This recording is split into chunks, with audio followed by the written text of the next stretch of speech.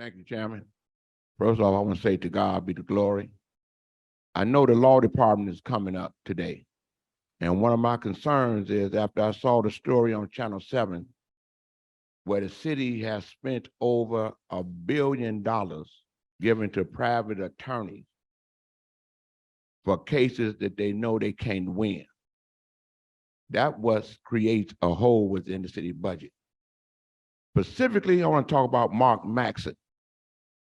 Mark Maxson is an individual that was locked up for 28 years. He got freed because they found the individual who committed the murder. He get released. He get a certificate of innocence.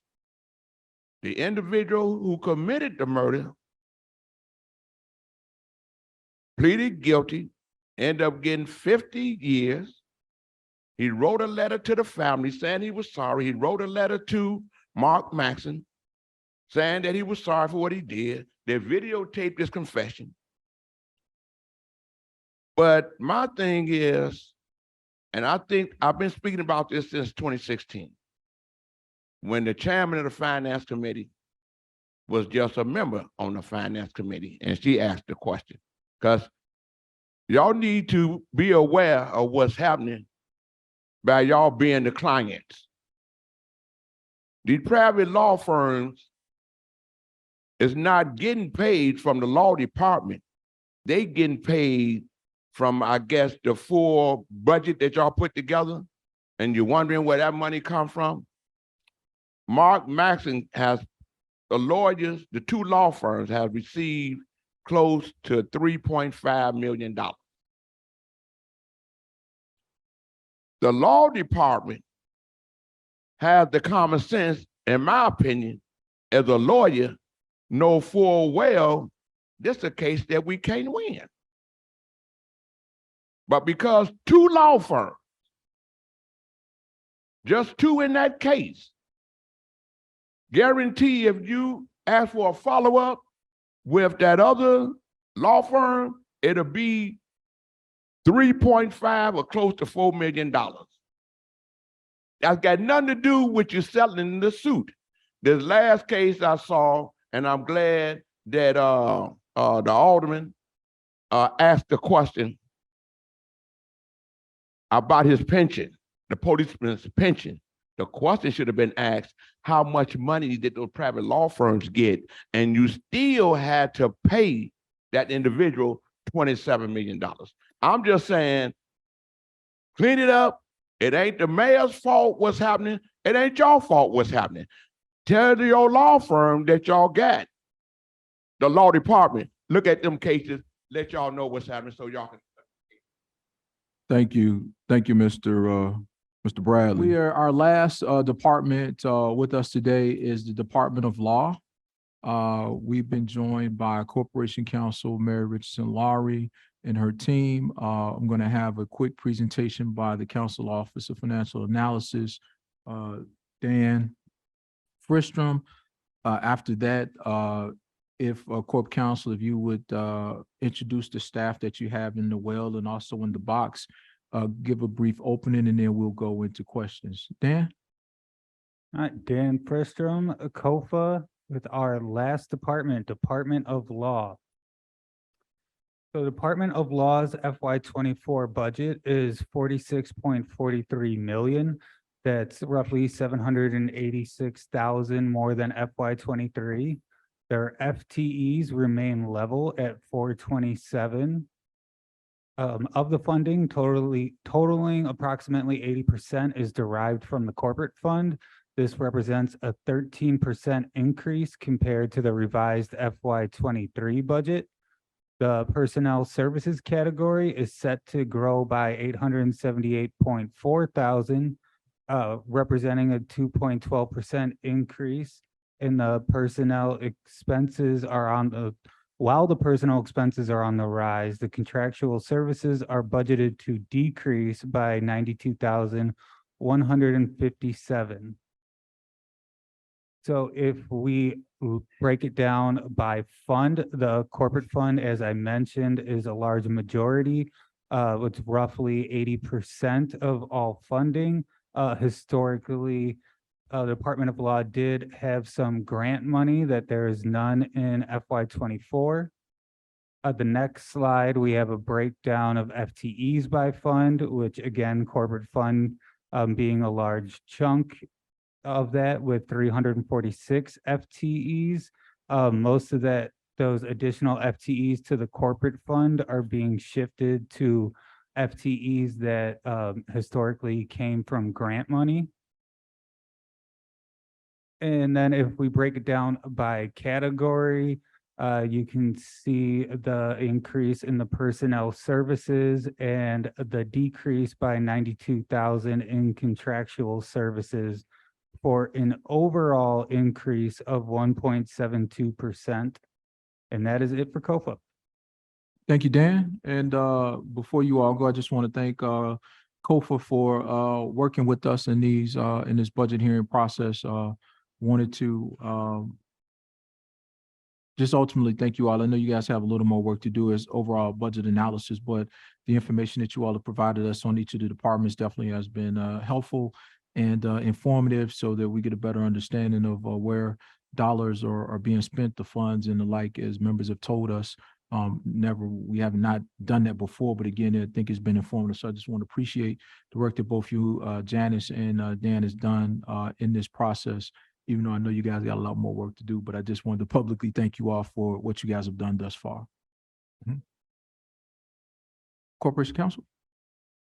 Thank you, Chairman. Thank you, Alderman, for your hanging in there. I know we are the last of the many departments, and we will be as efficient as we can be, but certainly entertain any questions that you might have. My name is Mary Richardson-Laurie. I am the Corporation Counsel.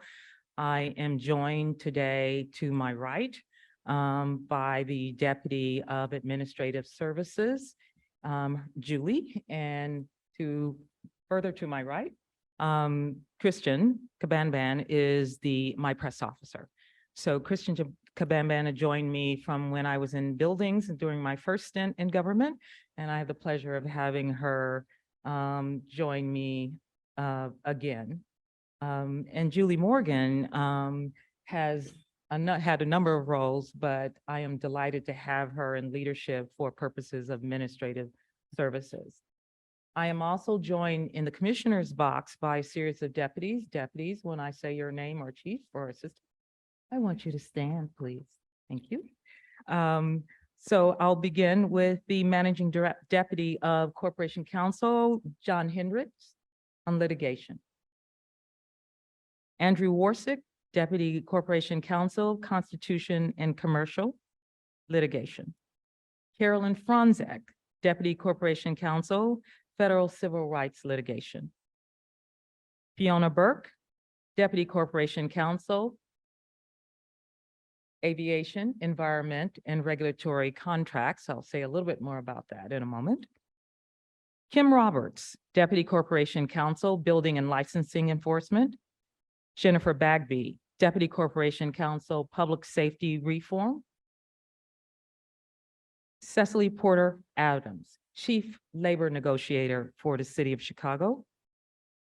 Stephen Kane, Deputy Corporation Counsel, Affirmative Litigation. Helena Tamarit, Deputy Corporation Counsel, Labor. Christine Hake, City Prosecutor, Labor Information and Prosecutions. And finally, last but not least, Angel Alvarez, sorry, Angel, Assistant Corporation Counsel Supervisor in Collections, Ownership, and Administrative Litigation.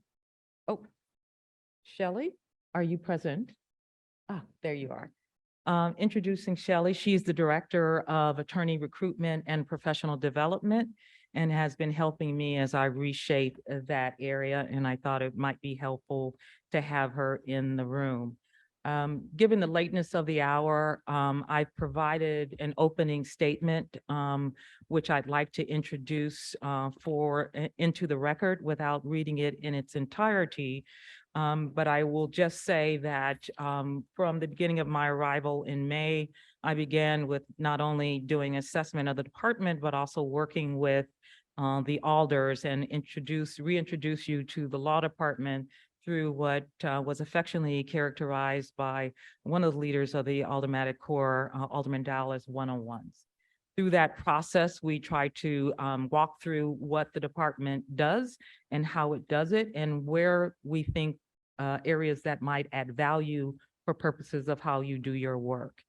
In addition, we have provided to you, I think it's on your desk, a list of all the deputies per division, the areas in which they function, their contact information, as we thought that might be helpful to you going forward.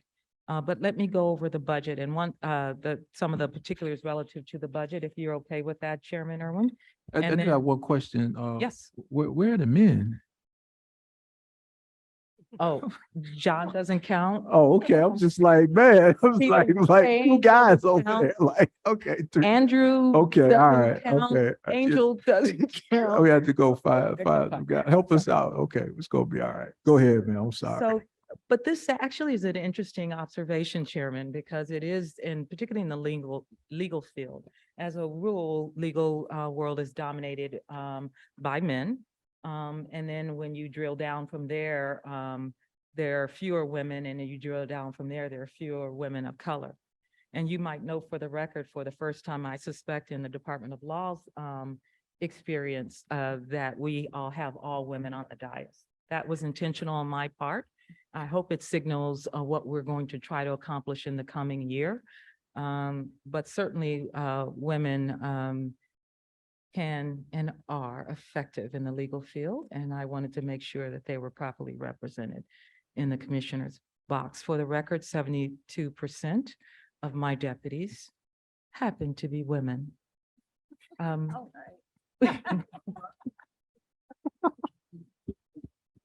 Also, just before I get into the numbers, we're joined in the reserve seating areas by Amy Crawford, the first Assistant Corporation Counsel, Elizabeth Mannion, the Deputy Corporation Counsel and Risk Management and Compliance, who I'll say more about later, Wanda Bates, the Director of Personnel Policies and Procedures, Michael Nardello, our Director of Finance and Administrative Services, Samonte Williams, who's our finance officer, and Michael DeChant, administrative services.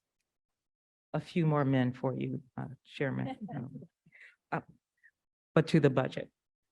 What we presented and have presented for your consideration is a zero-based budgeting document at a proposed appropriation amount of $42,486,788.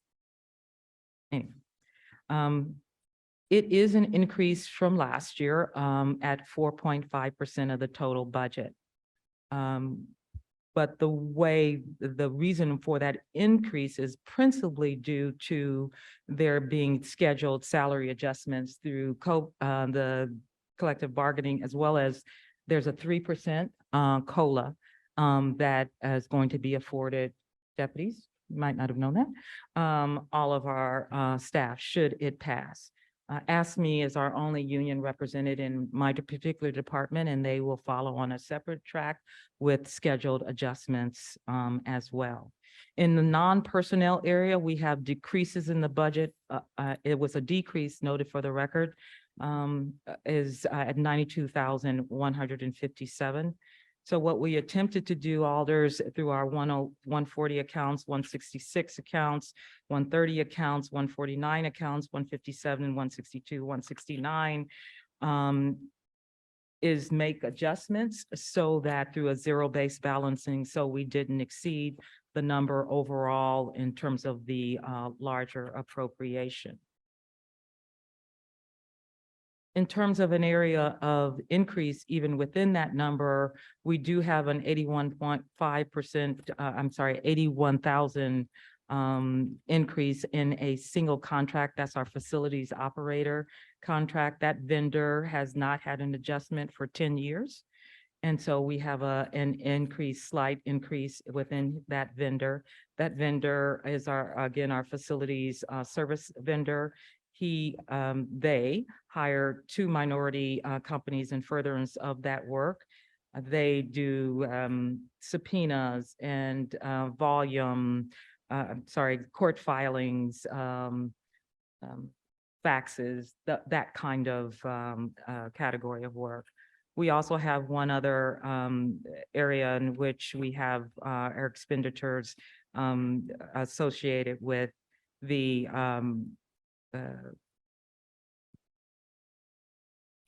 associated with our ARDC fees. When I spoke to you originally, both in our one-on-ones, as well as during my regular presentation to this body, I noted for you that ARDC, Attorney Registration Disciplinary Committee fees, that's the annual licensing fee obligation for the department that in years past,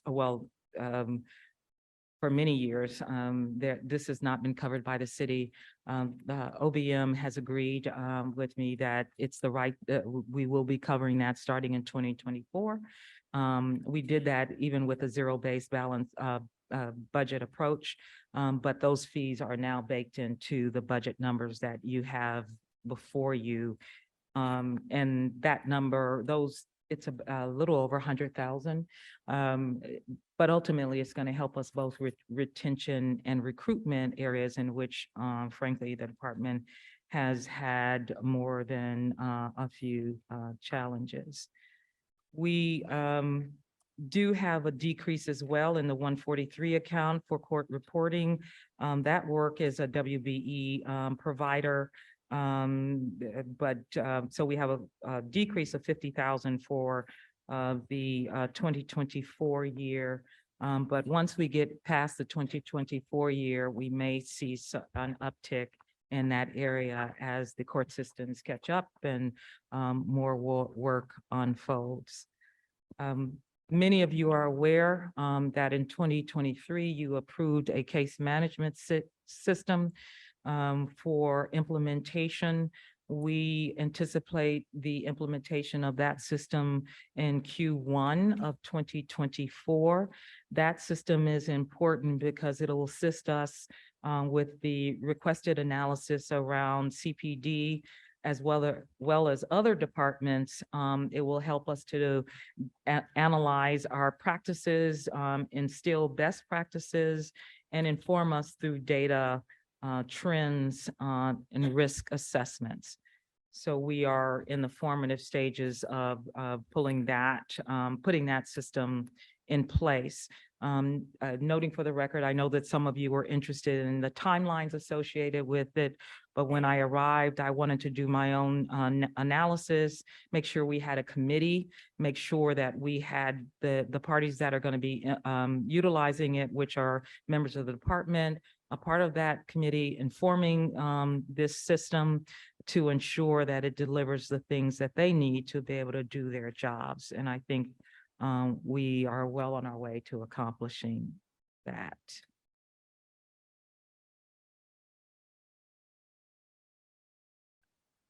An area in which I want to just do a little bit of a mea culpa here, and this is on our diversity numbers as it relates to outside counsel. While we're continuing to make some strides, this is an area in which we have a work ahead of us.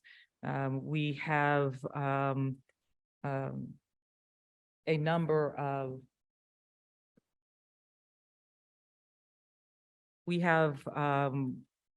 made some areas of improvement, but we do have a number of opportunities to do a better job, candidly. So in Q1 of 2024, we're going to have an open house for outside with the attorneys that operate within the city, and afford them an opportunity to meet with us to present areas of prowess. And then amongst the deputies will be engaged in some assessment of those skills and suitability. And we'll be doing our own analysis of the work, those providing work to date within the department. In terms of vacancies, we have 25 attorney vacancies. That is down from the 37 that I reported to you when we first had a conversation, and of course, again, in our one-on-ones. So we're making some progress. We've had 69 various appointments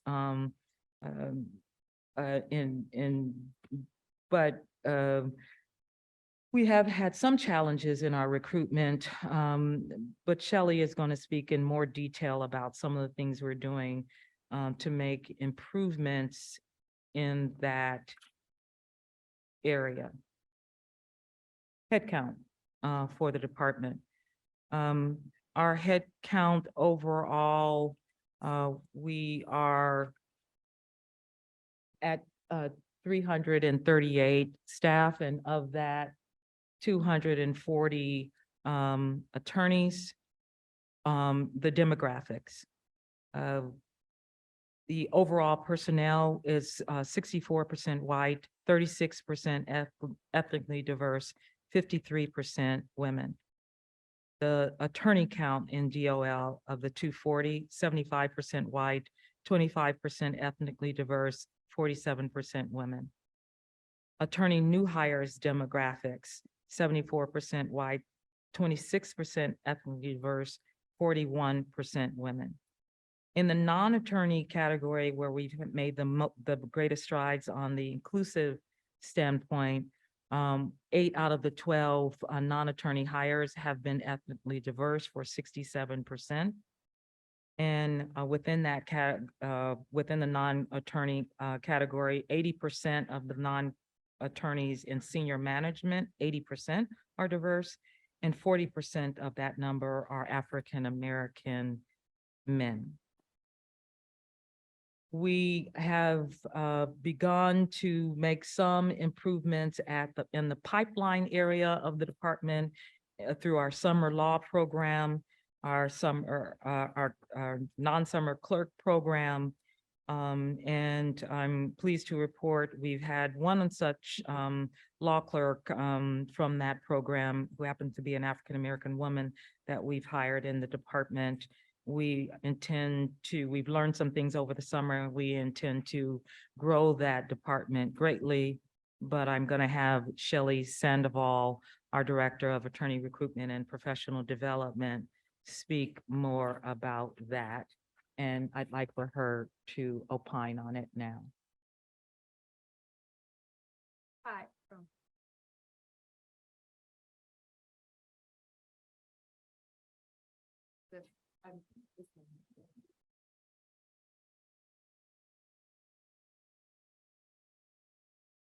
Hi, can you hear me? Hi. All right, so our summer law clerk program. Could you identify yourself, please, for the record? State your name for the record and position. Hi, I'm Shelley Sandoval. I'm Director of Attorney Recruitment and Professional Development here at the Law Department. So sorry, I'm having a funny position here for standing with the back. So our summer law clerk program is in its second year since I have been managing it. We have grown our numbers from 11 to 15. We've also increased our applications 33% this year. In this program, it gives students an incredible opportunity to integrate with our law department. It's also served as a pipeline for hiring. We actually just gave the first offer to our first law clerk from our 2022 program.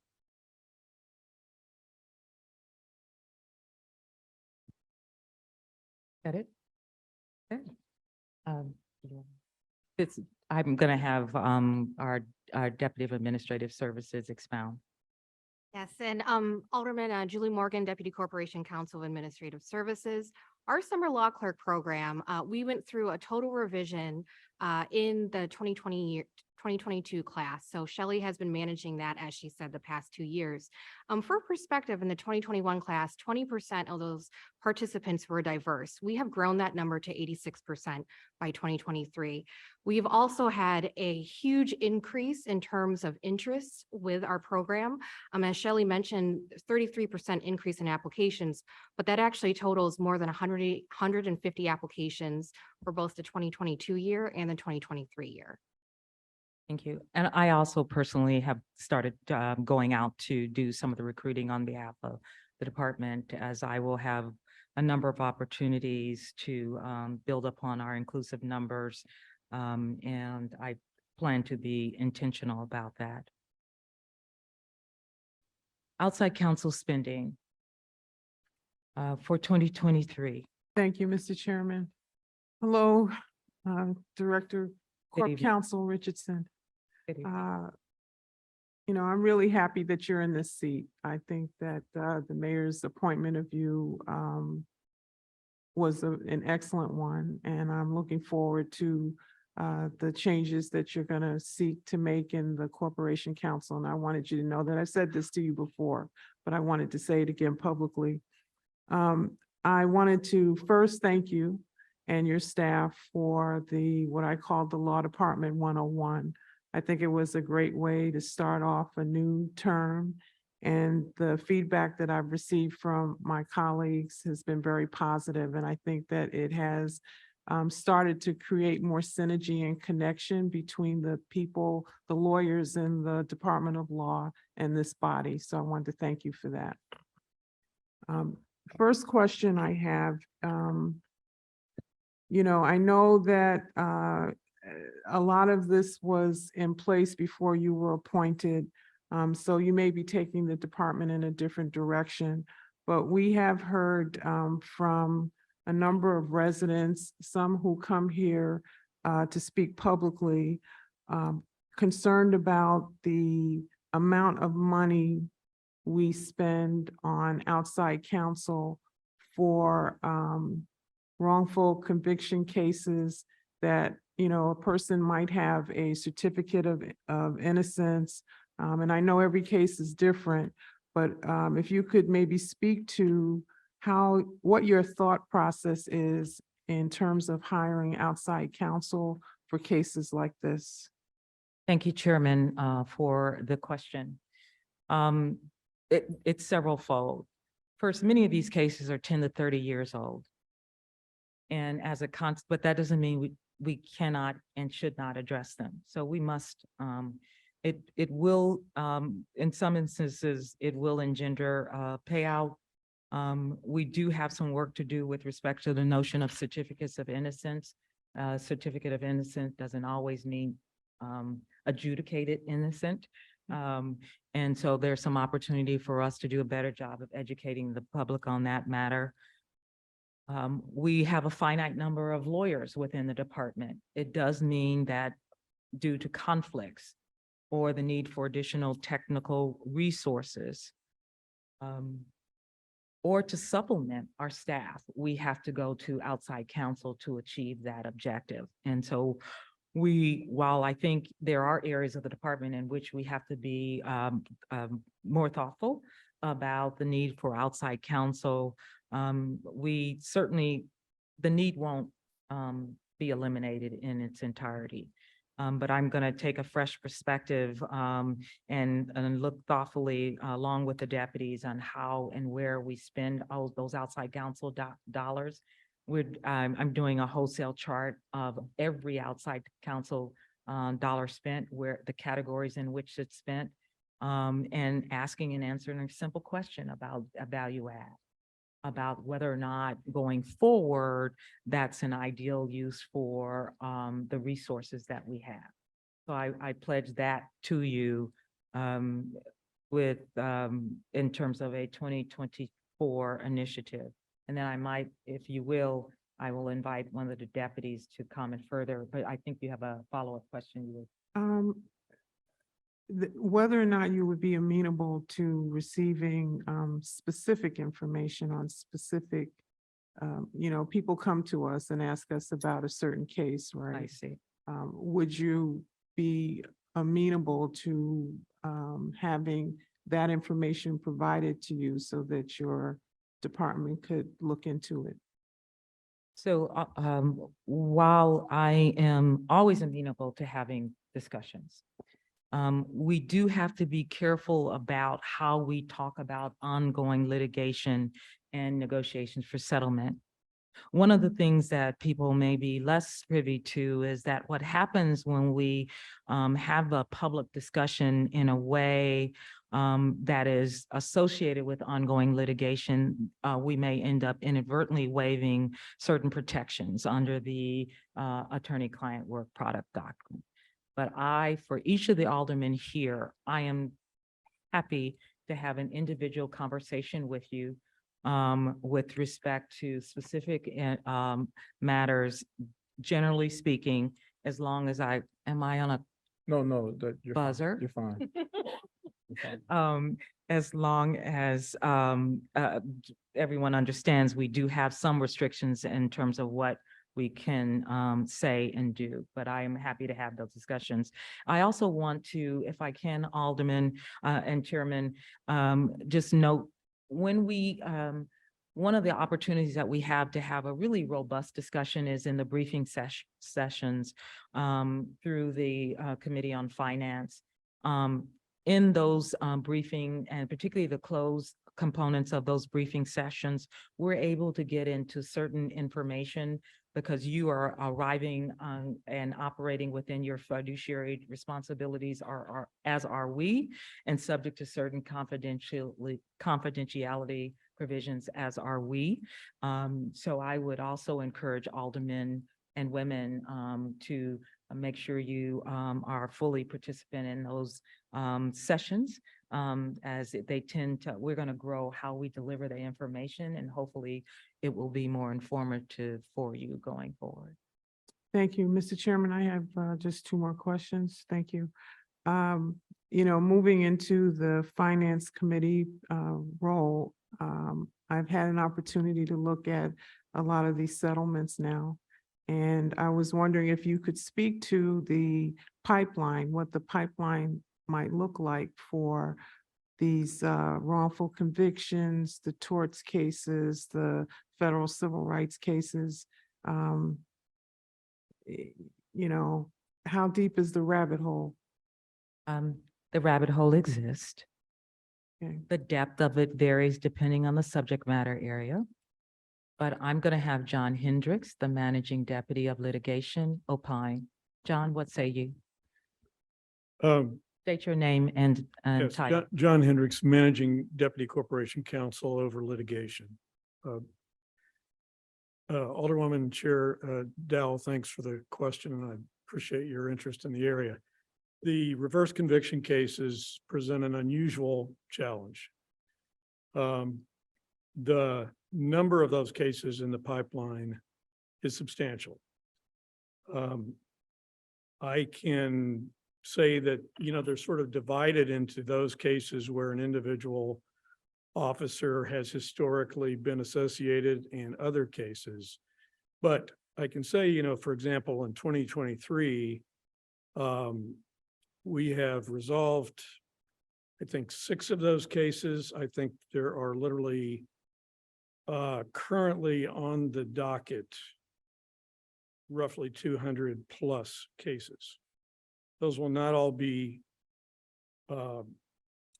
scheduled for trial or resolution next year, but that is a large number of cases. So just to be open about the pipeline, it's significant. We consider settlement all the time in these cases, and the number of circumstances that go into our considerations are multiple. Thank you. Yeah, this is a thought about if we have a particular officer or a group of officers, and let's take Birds, for example, that has a known history of wrongness. Is it possible to create a class of, I'm not a lawyer, so a class that says, hey, if you were a Birds victim, you see these commercials all the time, you were at Camp Lejeune from 19X to 19X, please call so we could put this issue behind us. And we're doing the reforms to put these types of issues behind us with people that we know have had historic challenges in how they did police work. Deputy Hendricks, followed by Deputy Carolyn. Great Great question. The effort has been in progress with respect to, for example, a number of the cases that are associated with a Lieutenant Watts. I mean, he is somebody who allegedly framed a number of people in the same kind of conduct. Those cases have all been against that involve that particular individual have been consolidated into one larger case in federal court. Now, that's not quite the same thing as you're asking. I think you're asking also, is there something we could do, to accommodate them, outside of the context of litigation? I can tell you that we're looking into every possibility. And that's all pretty much I can say strategically about that. No, understood. Yeah. And I think the challenge that we continue to face is because we keep seeing the same names, we keep seeing the same cases, and we keep having to relitigate the same thing. And from a financial standpoint, there would be I think some economies of scale in just dealing with this, because and I think the point that was raised in public comment today was about, we know these cases, I don't know if we know this, but we know that these cases aren't winners, these are losers. And the amount of money that we're spending in outside legal fees on these cases that really are going to have probably not the best outcomes financially for us, but yet we're spending, thousands or even millions of dollars defending these cases. That's where we're like, hey, with somebody looking at this to say, why are we spending $1.2 million, $1.3 million on a case that we know is a bad case?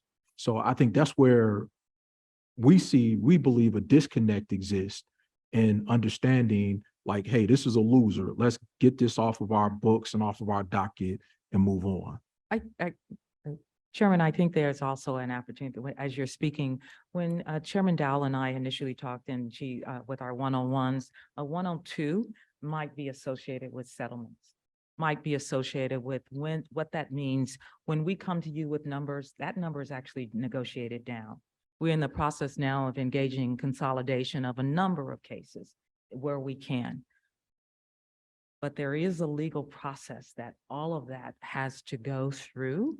And I think it would be an interesting 102 to at least have a general discussion about what that looks like, because I have, I've got in numerous cases that are going to be coming your way potentially. And I think it would be appropriate to begin to have a strategic conversation with you as within the bounds that we can. So that might be the next stage of our discussions through committee. I welcome that, because I think a number of us have raised questions about particular settlements, specifics of settlements, and how those numbers are derived. And so I look forward to working with you around those questions. I wanted to go to just also to ask, are you comfortable with the settlement allocation that you have in your budget here? We are, based on what we presently know. Okay. I think my last questions are around the fire department. Okay. Since I've been here, all I've heard is Appendix G of the contract. On the one hand, I hear that Appendix G is not real anymore, and then I hear on the other hand, well, yes, it is, because the contract is still in place. And as you know, that was a legal remedy to ensure the participation of African Americans in the fire department at, I think, 30% of every class. And there's about 3,500 African Americans still remaining on the list.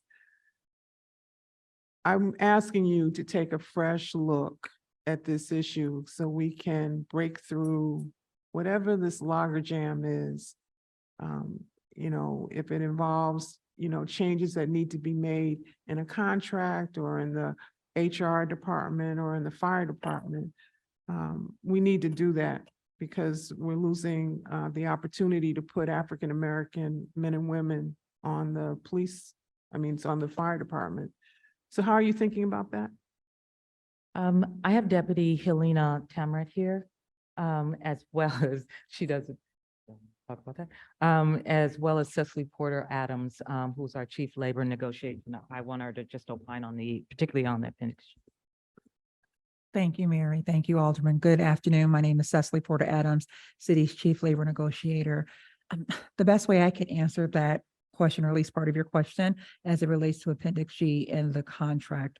As you may know, we are currently in negotiations with Local 2, and there are a number of items on the table that we're looking at in terms of revising or how to address the question of diversity within the department to the extent it falls under the CBA. So your request to take a fresh look at that Appendix G is something that as Well, part of I negotiations. want more than a fresh look. I want a fresh look, yes, but I actually want this issue to be addressed. I think we've been dealing with this. I've been in this council for over a decade now, and this is still not addressed.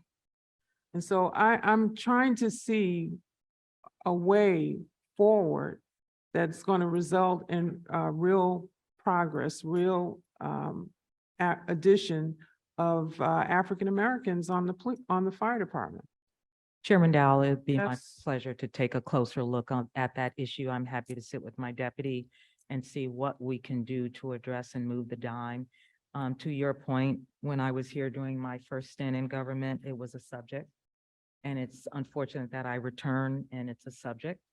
So I'd like to see, now that I'm in this chair, if there's something that I can do to address the subject. If you will, can make a commitment to come to a Black Caucus meeting and we can have this discussion with you. I am happy to have that Thank you. discussion because I know the members have an informed point of view and I'd like to hear it. All right, thank you. Thank you, Mr. Chairman.